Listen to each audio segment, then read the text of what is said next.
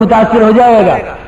جو اللہ کا رسول کا تاثر پیش کرے گا وہ کبھی 4 مہینے کی دعوت دینے میں نہ گھبرائے گا. جم کر 4 مہینے کی دعوت دو.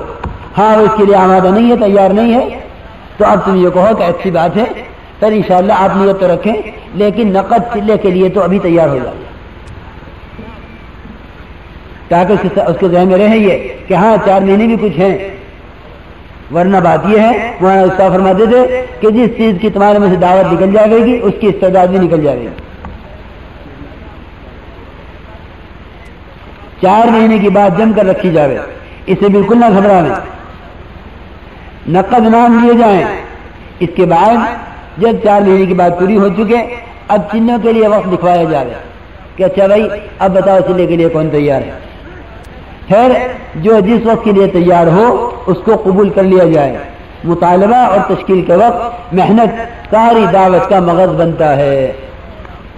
اب تقریر ہو گئی اور اس کے بعد مطالبہ نہیں ہے کہ نہیں, مطالبہ انتہائی ضروری ہے. تشکیل کے بعد فوراً مطالبہ کیا جائے. اگر مطالبوں پر جم کر محنت نہ ہوئی, اگر مطالبوں پر جم کر محنت نہ ہوئی تو پھر کام کی باتیں رہ جائیں گی اور قربانی وجود میں نہ آئے گی تو کام کی جان نکل جائے گی. بیان ہوا, تشکیل نہ ہوئی, ہاں بھائی بتاؤ کون تیار ہے, سب تیار ہے نا, بس یہ پوچھ لیا ہم نے اپنے مجمع سے, اس نے کہہ دیا انشاءاللہ اور بات ختم ہو گئی. نہیں, بلکہ دعوت دینے کے بعد جم کر مطالبہ کیا جائے 4 مہینوں کا, کہ تشکیل اور مطالبے کے وقت خوب جم کر بات رکھی جائے. ساری دعوت کا مغز بنے گا تشکیل اور مطالبہ.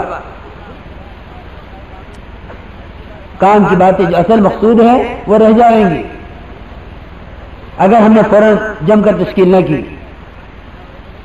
دعوت دینے والا ہی مطالبہ کرے.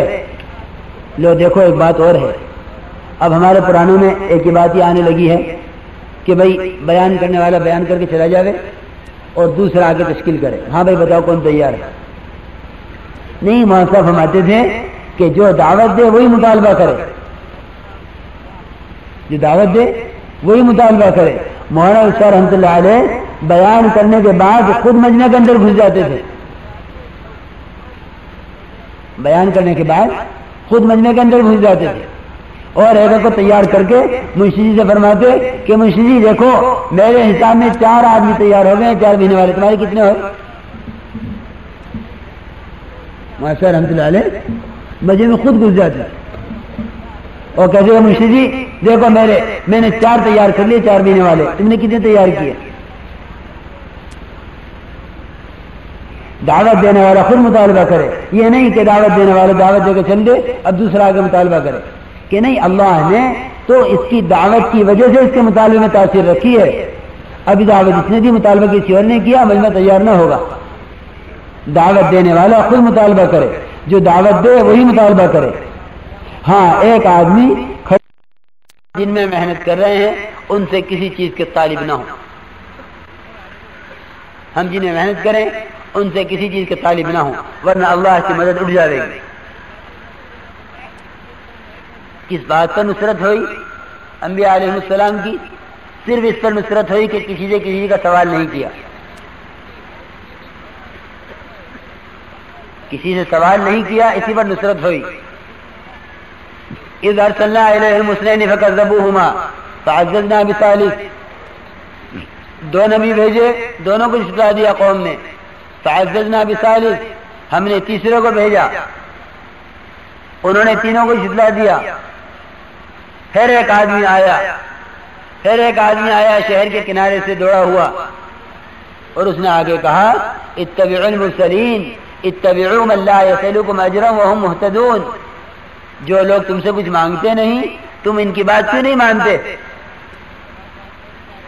اتباع کرو ان کا جو تم سے کچھ مانگتے نہیں. من لا يسألكم اجرا, جو تم سے کچھ مانگتے نہیں ان کا اتباع کرو.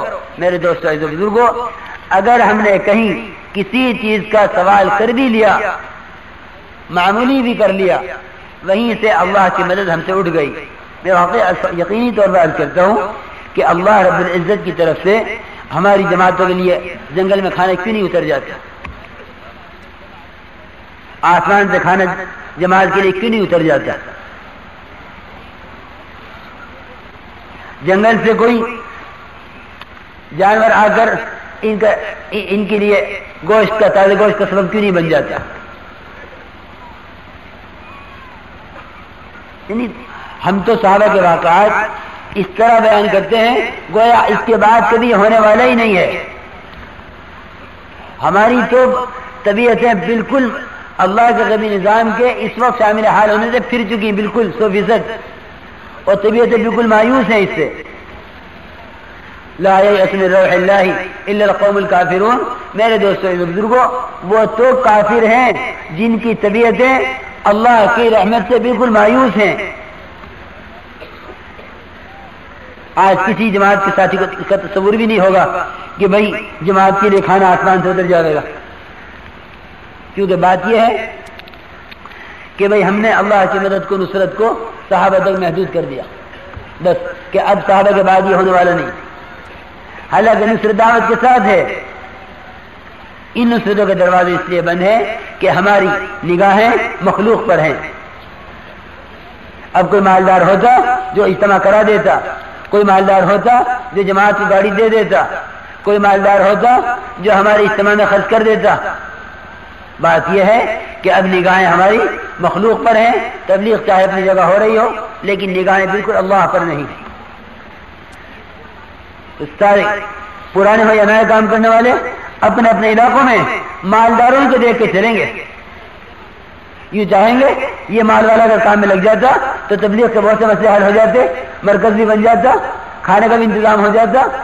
قسم کھا کے کہتا ہوں کہ اگر یہ سوچ ہے ہماری تو پھر اللہ کے غیبی نصرتوں کا دروازہ ہم پہ بند ہو گیا.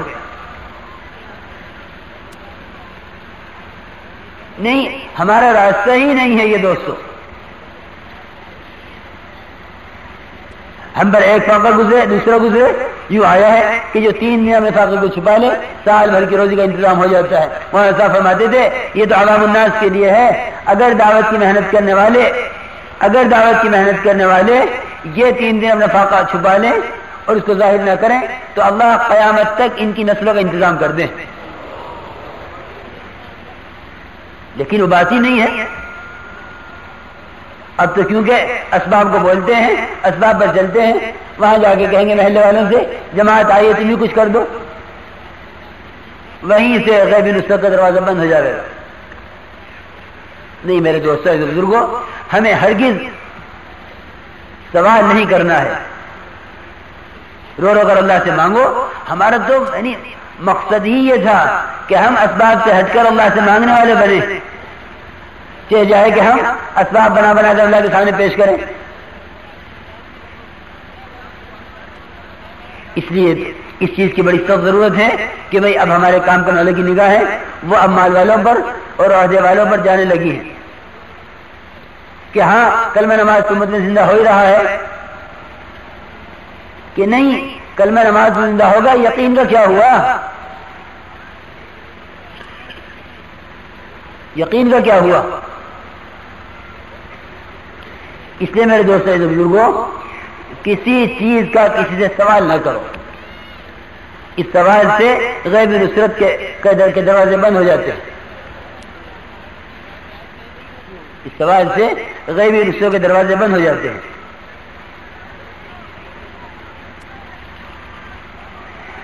کسی چیز کا طالب نہ بننا، اس کے لیے ہجرت بھی کرنا، نصرت بھی کرنا. جو زمین والوں پر رحم کرتا ہے آسمان والوں پر رحم کرتا ہے.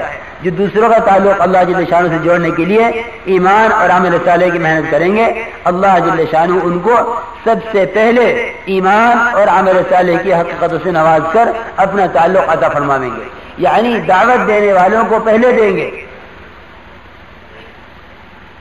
جو دوسروں کا تعلق اللہ جل شانہ سے جوڑنے کے لیے ایمان و عمل صالح کی محنت کریں گے، اللہ جل شانہ ان کو سب سے پہلے ایمان و عمل صالح کی حقیقتوں سے نواز کر اپنا تعلق عطا فرمائیں گے.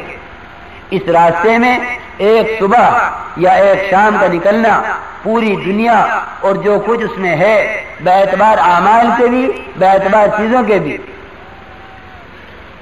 دیکھو سنو میری بات، یہ کہنا کہ میاں اس راستے کی ایک صبح ایک شام دنیا سے بہتر ہے، دنیا کی تو کوئی حیثیت نہیں ہے، مشبہ بیوی تو مضبوط ہونا چاہیے کہ جس چیز سے آپ اس کو جو ہے مقابلہ کر رہے ہیں وہ بھی تو کسی لائق ہو. جب یہ بات صاف ہے کہ دنیا کی حیثیت ایک مچھر کے پر کی بھی نہیں اللہ کے یہاں، وہ مچھر کا پر بھی ہمیں سمجھانے کے لیے کہہ دیا گیا. تو اب بتاؤ اللہ کے راستے کی ایک صبح ایک شام کا مقابلہ مچھر کے پر سے کیا بیٹھا؟ کہ یہ کہنا کہ اللہ کے راستے کی ایک صبح ایک شام دنیا مافیا سے بہتر ہے. دیکھو وہاں صاحب فرماتے تھے بے اعتبار چیزوں کے نہیں بلکہ بے اعتبار اعمال کے، بے اعتبار ذکر کے، بے اعتبار تلاوت کے، بے اعتبار نمازوں کے، بے اعتبار روزوں کے، بے اعتبار اعمال صالحہ کے، بے اعتبار اخلاق کے، بے اعتبار ہر چیز ہر عمل کے اعتبار سے اللہ کے راستے کی ایک صبح ایک شام بے اعتبار اعمال کے بھی افضل ہے اور بے اعتبار چیزوں کے بھی افضل ہے. دیکھو بھائی اب اس وقت کی بات یہ ہے کہ سارے کے سارے کام کرنے والے سمجھتے ہیں کہ بھئی ایک طبقہ مال خرچ کرتا رہے ایک طبقہ جان لگاتا رہے. بھائی تمہارے سال کا چلہ کر لگے گا کہ ہاں جی ابھی میرا کاروبار ذرا ٹھیک نہیں ہے کیونکہ میں تو مرکز میں پیسے دیتے رہتا ہوں. ابھی کہیں گے ذمہ دار کہ بھائی تم ان کی تشکیل نہ کرو، یہ تو بیچارے بڑی قربانی دینے والے ساتھی ہیں. اجی ان کا تو سال کا چلہ لگا نہیں، ان کے تو 3 دن. ارے بھائی تم اپنی فکر کرو نا، تم ان کی کیوں فکر ہو رہی؟ بات کیا ہے؟ بات یہ ہے کہ صحابہ کرام ایسی کوئی تقسیم نہیں تھی کہ ایک طبقہ مال لگاوے ایک طبقہ جان لگاوے. جان لگانے والے سب تھے، مال اللہ نے جس کو جتنا دیا تھا وہ اس سے لگا رہا تھا. یہ بات نہیں ہے کہ اب تم تقسیم کر لو کہ ایک طبقہ مال لگاوے ایک طبقہ جان لگاوے. جان لگانے والوں میں دین آئے گا، مال لگانے والوں میں صرف مال لگانے سے دین نہ آئے گا. ہاں یاد رکھیو، صرف مال لگانے سے دین نہ آئے گا. اس لیے کہ دین جو ہے وہ مال سے متعلق نہیں ہے، دین تو جان سے متعلق ہے. سارے کے سارے احکامات اس کے اعضاء سے متعلق ہیں. سارے کے سارے احکامات اس کے اعضاء سے متعلق ہیں. عبداللہ بن رواحہ رضی اللہ تعالی عنہ نے یوں سوچ لیا تھا کہ جماعت چلی جاوے میں جا کے جماعت کے ساتھ جڑ جاؤں گا.